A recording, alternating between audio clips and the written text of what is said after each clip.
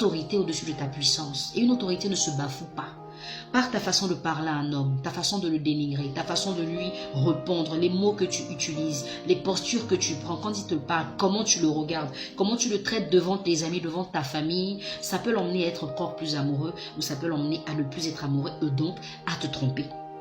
L'homme n'a pas besoin d'une rebelle dans sa maison. Il n'a pas besoin d'une insoumise dans sa maison. Parce que s'il voulait la confrontation, certainement il serait mis en couple avec un homme. Parce qu'au moins, ça fait...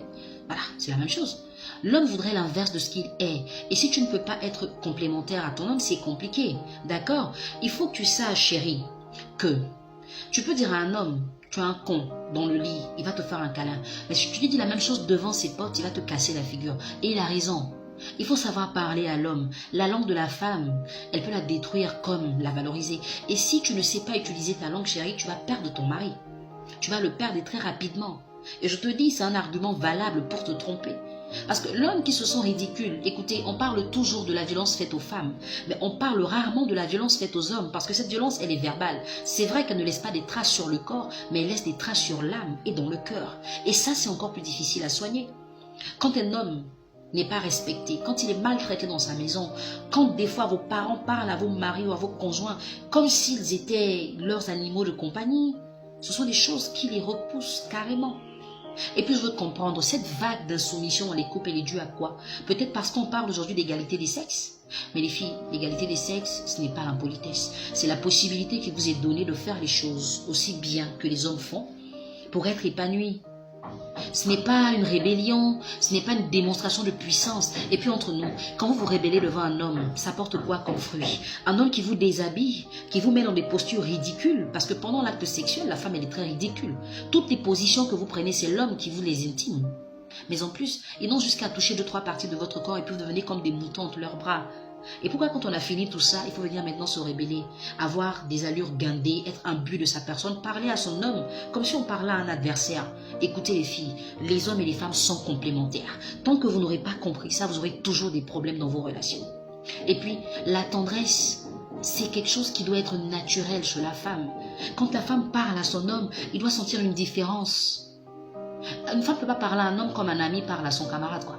Il faut lui dire les choses de façon soft, de façon douce, de façon attirante. Il faut même l'emmener à venir vers toi parce que tu as fait une phrase qui est complète, une phrase qui est réussie.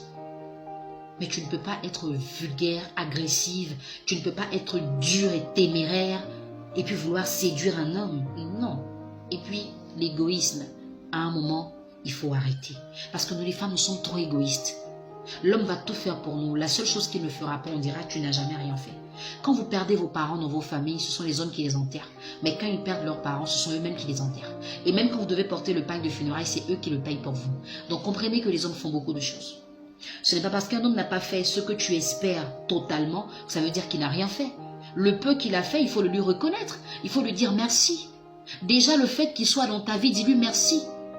Dis-lui merci d'être l'homme qui te fait vibrer, l'homme qui te donne du sourire, du bonheur. Il faut le lui dire. Parce que très souvent, on ne leur dit rien.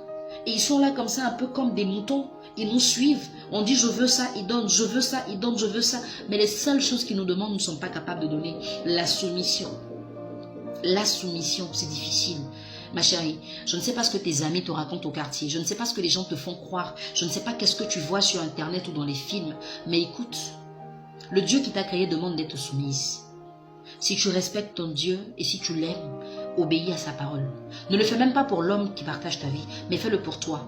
Parce que c'est ça qui t'ouvre aussi des portes.